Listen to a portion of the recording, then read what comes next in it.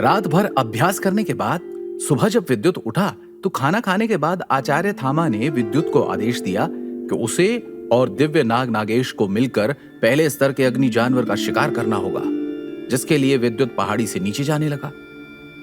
विद्युत को अब अंदर से भी काफी स्ट्रांग फील हो रहा था। उसने नीचे की तरफ कूदने के लिए जैसे ही कदम बढ़ाया तो अगले ही पल वो किसी गेंद की तरह उछलता हुआ लगभग 2-3 मीटर नीचे पहुंच गया। अपने अंदर हुए इस बदलाव को महसूस करते हुए विद्युत हैरान हो गया। वो खुशी से उछल पड़ा। लेकिन ये क्या? वो एक बार फिर से काफी लंबी दूरी को लांघते हुए बहुत नीचे आ पहुंचा। विद्युत में गजब की फुर्ती आ चुकी थी। अब उसे पहाड़ से उतरने में काफी मजा आ रहा था। छोटा सांप नागेश विद्युत के कंधे पर बैठा हुआ था। उसे भी विद्युत की इन सारी हरकतों से मजा आ रहा था। यही वजह थी कि विद्युत को पहाड़ी के नीचे आने में ज्यादा समय नहीं लगा।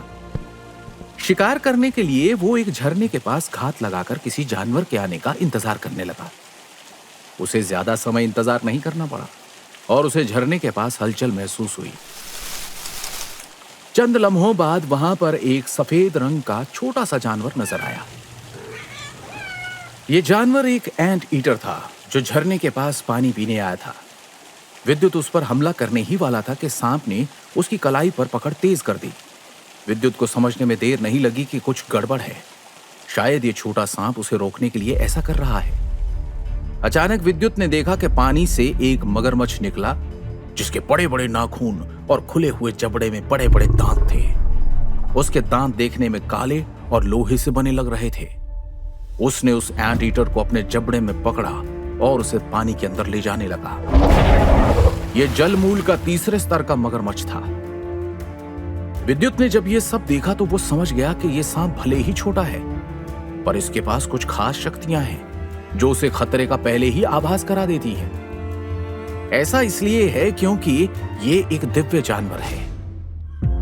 विद्युत ये सब सोच ही रहा था कि तभी उसने देखा कि एक हरे रंग का तीर आकर मगरमच्छ के जबड़े के पिछले हिस्से में लगा और उसके मुंह से दर्दनाक चीख निकल गई। ऐसा होते ही मगरमच्छ की पकड़ ढीली पड़ गई और वो एंट ईटर वहां से जाने लगा। जब विद्युत ने वो शक्ति से बना तीर देखा तो वो हैरान रह गया और तभी उसे उड़ने वाला अग्निमूल शक्ति का एक पक्षी नजर आया। ये पक्षी भी दिव्य जानवर था जो एक फिनिक्स था। उस पक्षी के पूरे शरीर से हरे रंग की लपटें निकल रही थी। ऐसा लग रहा था कि वो हरी रोशनी से चल रहा हो। जब विद्युत ये सब देख रहा था तो वो यकीन नहीं कर पा रहा था। विद्युत कुछ सोच पाता कि तभी उसे उससे भी ज्यादा हैरान करने वाला हरे रंग का जानवर दिखा। वो जानवर धीरे धीरे करीब आ रहा था। जब वो हरे रंग का जीव काफी करीब आ गया तो विद्युत को महसूस हुआ कि वो कोई जानवर नहीं बल्कि इंसान है।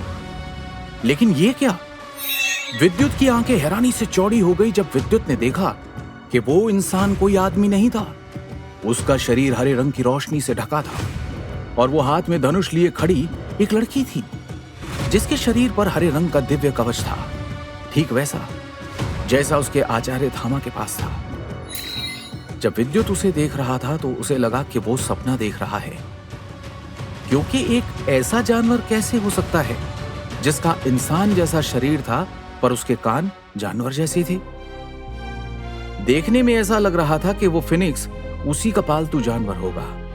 तभी वो फिनिक्स उड़ते उड़ते गया और उसने हवा में पंख फड़फड़ाकर हरे रंग की लहरों से उस जानवर पर हमला किया। उसकी रफ्तार लाजवाब थी। जब विद्युत ने यह देखा तो उसके मुंह से अनायास ही निकला, क्या रफ्तार है! शायद उस फिनिक्स और लड़की के कान बहुत तेज थे। उन्होंने चौकन्ने होते हुए फट से उसी ओर देखा जिधर विद्युत छुपा हुआ था। लेकिन जब तक वो दोनों विद्युत को देखते वो घने पत्तों की आड़ में छिप चुका था। कुछ समय बाद जब वहां शांति छा गई तो विद्युत ने पत्तों की ओट से चुपके से अपना सिर निकाल कर देखा तो वो हैरान हो गया। वहां पर मगरमच्छ का फटा हुआ शरीर पड़ा था। उसके शरीर से शक्ति मूलमणि गायब थी। जब विद्युत ने देखा कि अब वहां कोई नहीं था तो वो उसी जगह पर आया। लेकिन अभी वो उस जगह पर पहुंचा ही था कि तभी वहां पर एक दूसरे स्तर का नेवला आ गया। उस नेवले ने अचानक ही छोटे सांप पर तेजी से हमला कर दिया। अचानक हुए इस हमले से विद्युत और वो सांप संभल नहीं पाए और दोनों अलग अलग होकर एक दूसरे से दूर जा गिरे। ये नेवला दूसरे स्तर का जानवर था। वैसे तो आचार्य ने ऐसी स्थिति में उन्हें भाग जाने के लिए कहा था, लेकिन अब वो भाग भी नहीं सकते थे क्योंकि सांप और विद्युत के बीच वो नेवला खड़ा था। अगर विद्युत वहां से भागता तो शायद विद्युत के साथ ही दिव्य सांप को वो नेवला मार देता और दिव्य नाग नागेश के साथ सील में बंधे होने के कारण विद्युत के प्राण भी संकट में पड़ जाते। अचानक विद्युत ने महसूस किया कि वो नेवला सांप पर अपना ध्यान केंद्रित किए हुए था। विद्युत ने जब देखा कि वो सांप पर हमला करने ही वाला था, तब उसने अपनी आंखें बंद करके सील बनाई, जिससे आकाश में काले बादल नजर आने लगे और एक तेज बिजली आकाश से जमीन पर सांप और विद्युत के पास आ गिरी। जब नेवले ने यह देखा तो पहले तो वो डर गया, फिर उसे लगा कि ये दोनों मूर्ख नौसिखिए हैं और इन्होंने अपना हमला खुद पर ही कर लिया। यह सोचकर उसने अपना हमला भी नहीं रोका और उसके पंजों में शक्ति नजर आने लगी। जिस पल वो नेवला हवा में छोटे सांप पर हमले की तैयारी में था, सांप ने फुर्ती से विद्युत के द्वारा गिराई गई बिजली की ऊर्जा अपनी पूंछ पर ले ली और अपनी पूंछ से नेवले पर जोरदार हमला कर दिया। नेवला इस हमले के लिए तैयार नहीं था, इसलिए उस हमले का सीधा असर उस पर हुआ और उसका 4 फीट का भारी शरीर किसी पत्थर की तरह उड़ता हुआ विद्युत की तरफ आया। इधर विद्युत भी तैयार था और उसने उस ऊर्जा को अपने दाहिने पैर पर एकत्रित करके उस नेवले पर हमला किया। इस पलटवार से उसके मुंह से बहुत सारा खून निकला और वो लड़खड़ाने लगा। छोटा सांप उस नेवले को देखते हुए खौफनाक तरीके से जीभ निकाल रहा था और तभी उस नन्हे दिव्य सांप ने अपने मुंह से हरा कोहरा छोड़ा। ये एक जहरीले धुएं का हमला था जो सीधा नेवले पर हुआ। वैसे तो दूसरे स्तर का जानवर अपने लिए शक्ति कवच का निर्माण कर लेते हैं, पर जहर का हमला एक घातक हमला होता है जो आम शक्ति कवच को तोड़ देता है, जिस वजह से वो नेवला और भी ज्यादा लड़खड़ाने लगा। इस मौके का फायदा उठाकर विद्युत ने अपना भाला उसके शरीर के आर पार कर दिया, जिससे उसका शरीर वहीं पर धम्म से गिर गया। तभी विद्युत का वो साथी दिव्य सांप तेजी से जीभ निकालता हुआ विद्युत की ओर दौड़ पड़ा। ये देखकर विद्युत के होश उड़ गए और एक पल के लिए वो सोच में पड़ गया। अभी मेरी वजह से ही इस नागेश की जान बची है और ये मुझ पर ही हमला करने आ रहा है। लेकिन अगले ही पल विद्युत की सोच गलत साबित हो गई, क्योंकि नागेश विद्युत की तरफ नहीं बल्कि उसी दिशा में पड़े नेवले की ओर दौड़ रहा था। नेवले के पास पहुंचते ही उसने अपने दांत उसके शरीर में गड़ाए और उसका खून पीने लगा, जिस वजह से उस सांप के शरीर में हरे रंग की धारियां पड़ने लगी। ये एक मूल शक्ति का जानवर था और जी भरकर खून को पी लेने के बाद वो सांप वापस विद्युत की कलाई पर आकर बैठ गया और सो गया। फिर विद्युत ने अपने खंजर से उस नेवले के शरीर को चीरा और उसके सीने से एक ठंडी हल्के भूरे रंग की मणि निकाली। ये दूसरे स्तर की मणि थी जो काफी कीमती मानी जाती थी। अपने पहले शिकार को देखकर विद्युत खुशी से झूमने लगा। अभी विद्युत खुशी से नाच ही रहा था कि तभी उसे किसी लड़की के हंसने की आवाज सुनाई दी। ये आवाज एक बेहद खूबसूरत सी लड़की की थी, जिसके कमर तक लंबे घुंघराले बाल थे और गोरा चेहरा था। हरे रंग के कपड़ों में वो लड़की जंगल की देवी की तरह लग रही थी। ये लड़की कोई और नहीं, ध्रुव के ग्रुप की मेंबर ईरा थी। जब विद्युत ने ईरा को अपने सामने देखा तो वो शर्माने लगा और बोला, माफ करना, मैंने तुम्हें देखा नहीं था। विद्युत ने फौरन ईरा से सवाल करते हुए कहा, तुम यहां क्या कर रही हो और तुम्हारा ग्रुप कहां है? बाकी सब कहां है? इस पर ईरा ने कुछ नहीं कहा और मुस्कुराते हुए बोली, तुम शायद भूल गए हो, मेरा कैंप यहीं पर है और ये सवाल मुझे पूछना चाहिए। तुम यहां कैसे और यहां क्या कर रहे हो? ये सुनते ही विद्युत अपनी गलती पर शर्मिंदा हो गया और हड़बड़ाते हुए बोला, मैं तो यहाँ टहल रहा था। इस नेवले ने मेरे पालतू जानवर पर हमला किया और फिर मुझे इसे मारना पड़ा।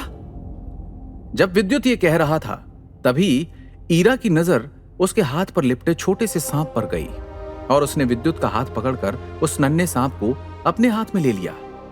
जब विद्युत ने यह देखा तो वो डर गया और वो बोलने ही वाला था कि ये जहरीला सांप है कि तभी उसे नजर आया कि वो सांप उसके शरीर पर रेंग रहा है। ये देखकर विद्युत को मन ही मन गुस्सा आ गया। ये गुस्सा उसे खुद पर आ रहा था क्योंकि कोई और इरा के इतने करीब था और उसके शरीर को छू रहा था। जब इरा ने यह देखा तो वो हंसने लगी और हंसते हंसते बोली, रुको नन्हे शैतान, मुझे गुदगुदी हो रही है। इरा के कहने पर वो सांप रुक गया और इरा को देखने लगा। तभी इरा ने कहा, नन्हे शैतान, मेरे पास तुम्हारे लिए कुछ खास है, ये देखो। और इतना कहकर वो एक बोतल जो लाल रंग की नजर आ रही थी वो उस सांप के आगे लहराने लगी। जब सांप ने देखा तो वो इरा के हाथों को अपनी छोटी सी जीभ निकालकर चाटने लगा। तभी विद्युत बोला, तेरा पेट है या खाली टंकी? 6 इंच का शरीर और भूख एनाकोंडा जितनी। इतना कहकर वो गुस्से से सांप को देखने लगा, पर सांप को तो विद्युत की बातों की जैसे कोई फिक्र ही नहीं थी। उसने विद्युत को पूरी तरह से नजरअंदाज कर दिया और बड़े मजे से खून को पीने लगा। ये देख विद्युत बोला, इसने हाल ही में इतना सारा खून पिया, फिर भी ये भूखा है। विद्युत की बात सुनकर इरा ने कहा, तुम किस्मत के धनी हो विद्युत, ये एक दिव्यनाग और अनोखा जानवर है। ये एक वक्त में 15 से 20 फीट का बड़ा सांप बन सकता है, पर मुझे लगता है ये अभी कुछ ही दिन पहले पैदा हुआ है, लेकिन बहुत जल्द ये दूसरे स्तर का सांप बन जाएगा। ये रूप बदल पाएगा और फिर इसके ऊपर ये हरे रंग की लाइन पूरी तरह से नजर आने लगेगी। इतना कहकर इरा विद्युत के पास आकर बोली, चलो, मेरा कैंप यहीं पास में ही है, मैं तुम्हें वहां पर ले चलती हूं। इस पर विद्युत ने कहा, नहीं इरा, मेरी ट्रेनिंग का वक्त हो गया है, इसलिए मैं फिर बाद में मिलूंगा। और इतना कहकर वो मुस्कुराने लगा। तभी विद्युत को उस हरे रंग के अनोखे जीव का ख्याल आया और वो बोला, क्या तुमने यहां किसी हरे कवच वाले योद्धा को देखा है? उसके पास एक हरा फिनिक्स है। यह कहकर विद्युत इरा को उत्सुकता से देखने लगा। इस पर इरा बोली, फिनिक्स हरा नहीं लाल होता है और यहां ऐसा कोई योद्धा नहीं है, अगर होता तो मैं जरूर देखती। फिर इरा ने मुस्कुराते हुए आगे कहा, तुम्हें शायद वहम हुआ है। इरा का जवाब सुनकर विद्युत को अजीब लगा, क्योंकि वह अच्छी तरह से जानता था कि उसे कोई वहम नहीं हुआ था, लेकिन फिर भी विद्युत ने कुछ नहीं कहा। तभी विद्युत की नजर उस मगरमच्छ के शरीर पर गई जो नदी किनारे बेजान पड़ा था। उसके शरीर का हाल देखकर विद्युत हैरान हो गया। क्यों मगरमच्छ के बेजान शरीर को देखकर हैरान हुआ विद्युत? कौन थे वो रहस्यमय जीव जिन्हें विद्युत ने देखा था? क्या चल रहा है इरा के मन में? ब्रह्म योद्धा द डिस्ट्रॉयर के सारे एपिसोड्स को सुनने के लिए डिस्क्रिप्शन में दी लिंक से डाउनलोड करें पॉकेट FM ऐप।